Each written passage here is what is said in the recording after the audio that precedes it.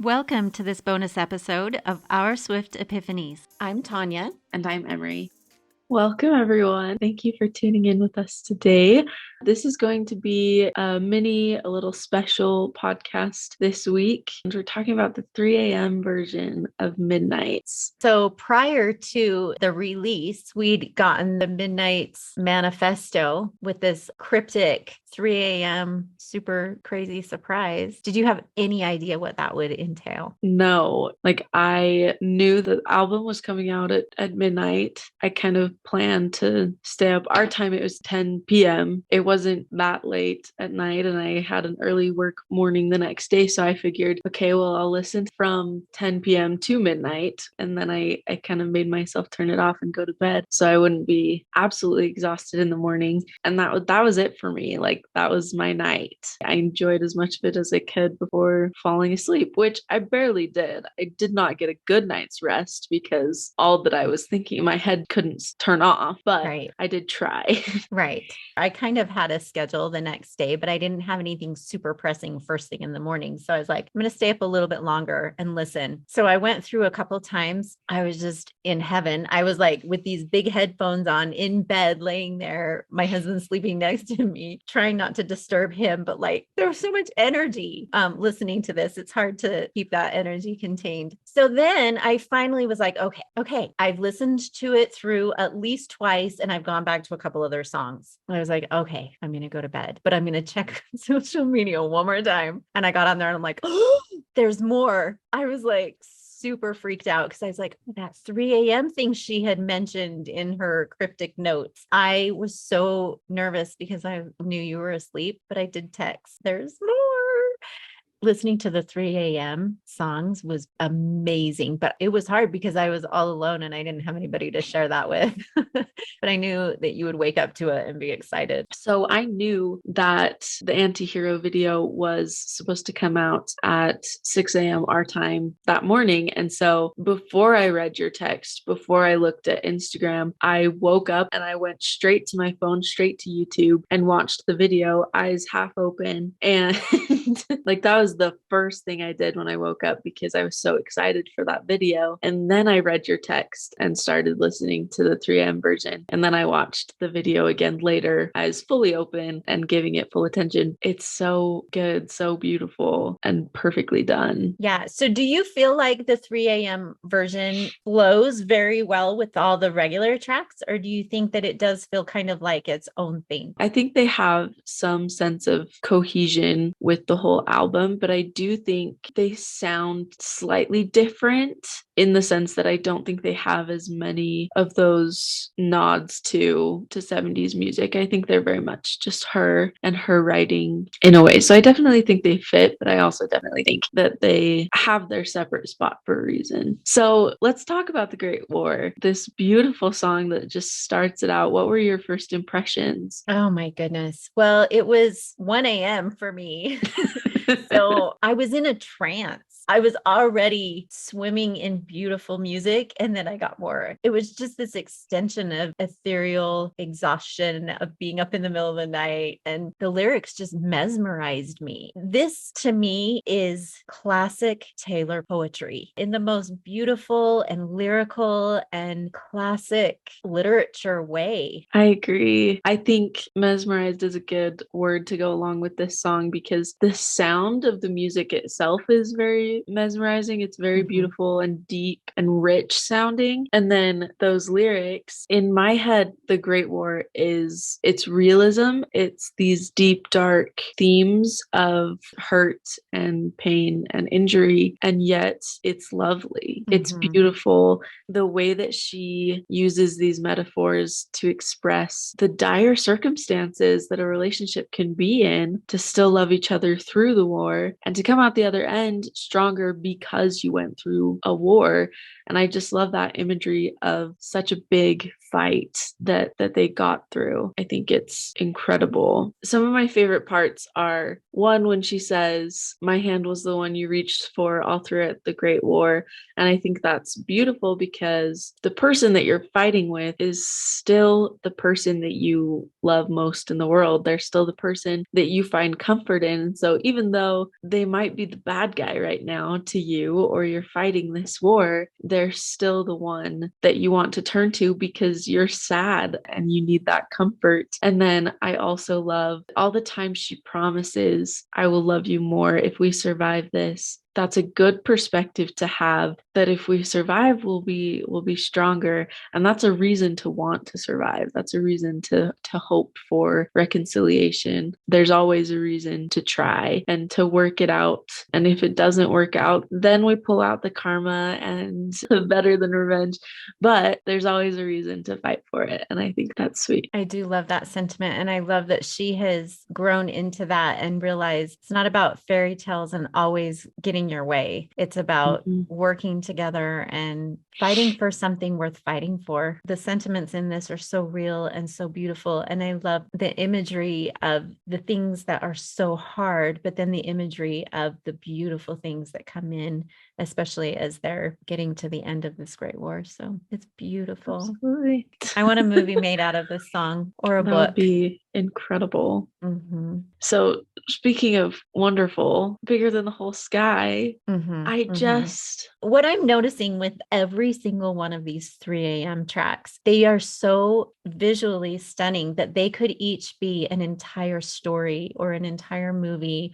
Each one of these are very, very visual and beautiful within her storytelling. So I was looking into Bigger Than the Whole Sky, and I know that it's about loss, but there's some speculation that it's about a miscarriage and that it's Taylor's miscarriage. Really? That she's singing about. And I don't know if that's true. Again, that's just fan speculation. I only found it because I was looking up, did a bird flap its wings in Asia? I wondered if that meant something more than I thought it did. But it's just talking about the butterfly effect of how something small somewhere across the world could influence you and just that wondering. But I found fan speculation about this being Taylor's miscarriage, and it made me sad. That would make me so sad. That would be a very gut-wrenching story behind this song because it could fit. It is about loss, wondering if there's some higher power taking something away from you. And so many people say things happen for a reason, but that can be so gut-wrenching if we look at some things that have happened in our lives and we're like, well, what is the reason? And this song kind of brings that into play. My first thought when I got a chance to take notes and to really listen to these songs is that this song just seeps grief. It's the core of wondering if it's your fault, of missing someone so bad that it hurts. It's a gut-wrenching song for sure. You're right. There's grief in here. There is some deep down gut-wrenching grief. But how does she take something so sad with the words and make it so beautiful that you're drawn to it and you feel it and you love it, even though there's that grief dripping off of it? Yeah. Oh, I sure hope that's not what this is about. I know. I think this song is about someone passing away either too soon or I'm never going to meet what could have been, should have been you. But it's a beautiful, beautiful song where she says it's not meant to be. So I'll say words I don't believe. The words that come to mind are, I'm fine. I'll be okay. Everything happens for a reason. All of these words that you say in that moment of losing someone, you don't believe them. Like you don't believe those words. It's a sad song. It goes in Taylor's sad song category. It definitely does. And more than just loss, it is gut-wrenching loss. I think you're right. Even if it isn't about someone specific in her life, or if it isn't about a loss of her own, those who have lost someone can find the beauty within this song and can be understood and can be felt, and their inner struggle can be felt and understood through it. Yeah, I can just imagine how many people would just feel this to their core, because I know that this is real grief that people feel, and it's sad. On a much brighter note, Paris is next. like much, much brighter. Paris is so fun. Paris is fun. Paris is just getting lost in the dream, in the lavender haze, the joy and the bubble that is pure love and infatuation and the start of something amazing and new. And I kind of think about Begin Again because she had the video with the Paris theme that jumped into my head when I started listening to this one as kind of a sister or a pairing with it. That makes sense. Yeah, and I like that you brought up Lavender Haze too, because that was on my mind. I was like, wow, Paris and Lavender Haze, like they fit together so well. This idea of ignoring the party scene, the drama, the social aspect of media, and just being in a new place, being transported. You're so in love that you're somewhere else. And I think Paris is the bop that I was hoping would be included in this album. I think I thought it would be Snow on the Beach, but turns out it was Paris, and I'm not mad about it at all. I can't be. Yeah, this is fun. It is fun. It's definitely got a few layers of different kinds of love and fantasy and fun and intention behind it, but I love those layers. I think this comes out in a very fun way. Any favorite lines from it? I like when she says, I want to brainwash you into loving me forever. I think that's very, very mastermind of her. Right. And I just think it's cute, that idea of wanting someone so much that you would do anything to have them be yours. I think that's sweet. Yeah, I love just the whole thought of shutting everything else out and being lost in this idea and this fantasy and just being there in the moment in a completely different moment than the rest of the world. I love that. When anybody thinks about romance, Paris is up there. Like if you ever think about the most romantic place in the world, everyone will say Paris. And so staying in Paris or being in Paris is such a cool metaphor for like, this is the most romantic place you can be, even if you're not there.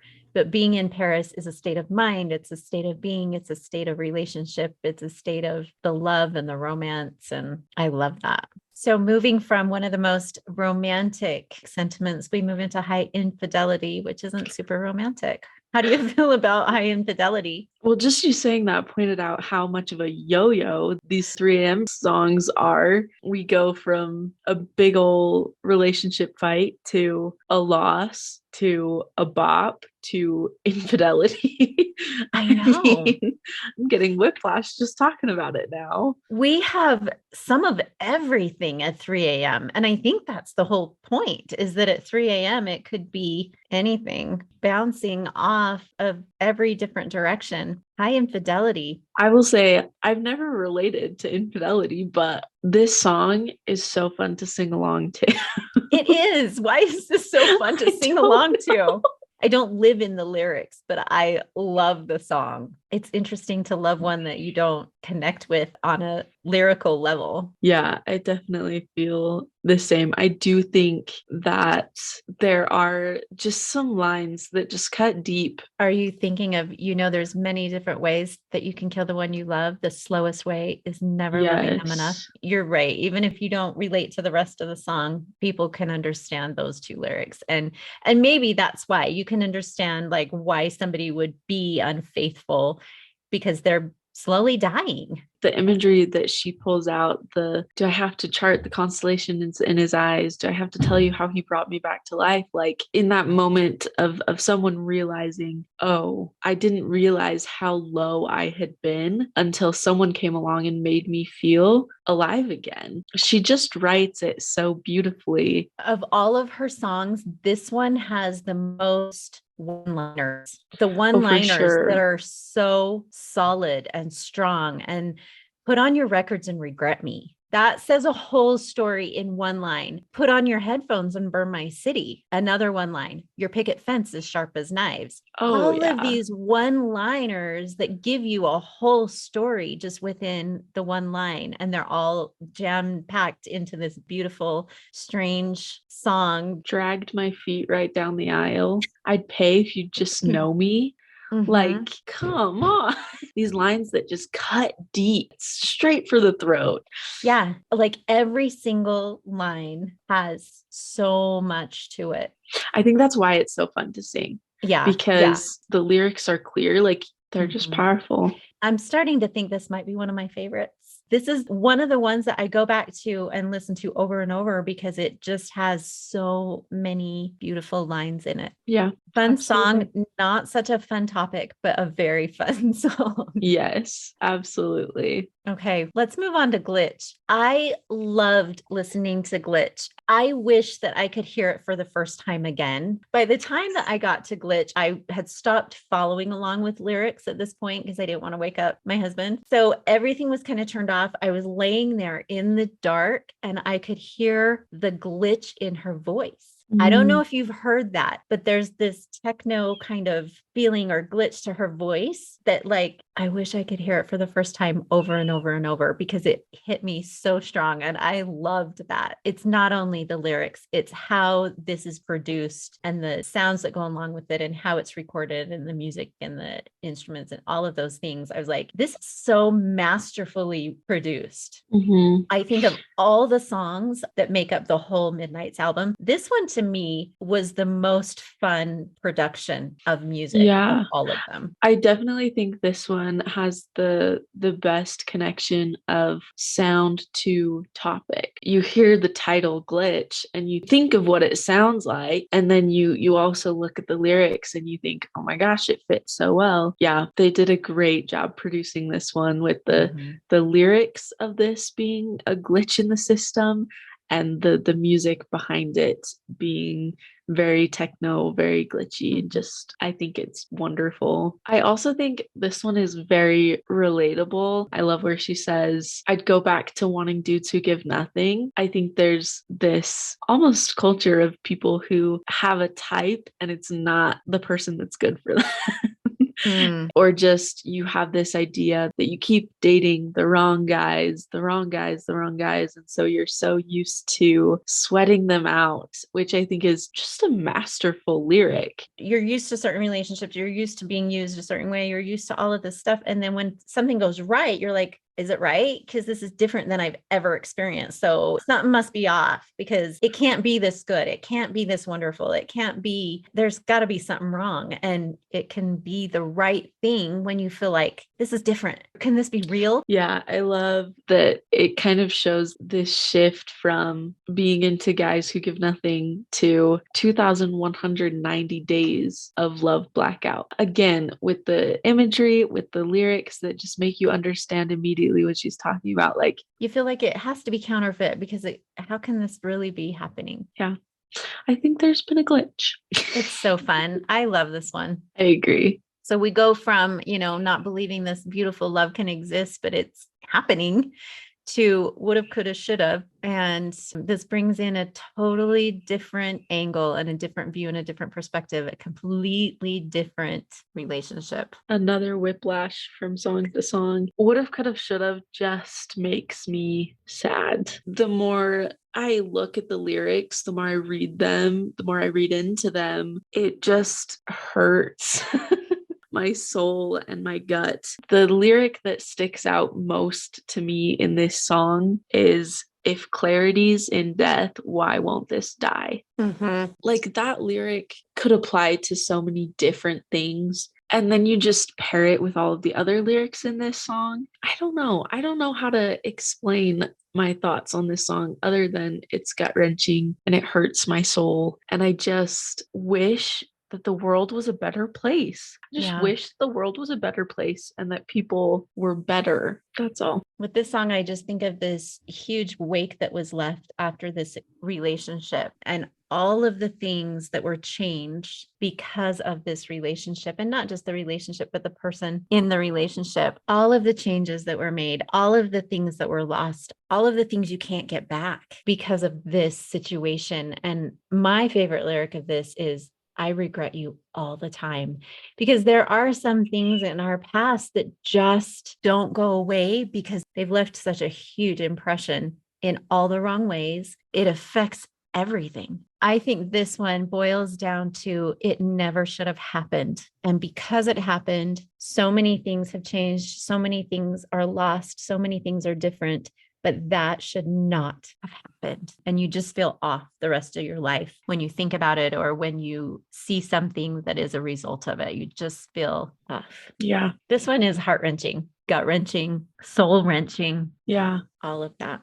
It's a hard one to talk about, that's for sure. So we can move on to our final song, Dear Reader. Tell me why you love Dear Reader. I love Dear Reader because of its honesty. I think this is another one in which Taylor is very self-aware and recognizes the position she's in. It's a beautiful song. It's lovely. It's written beautifully.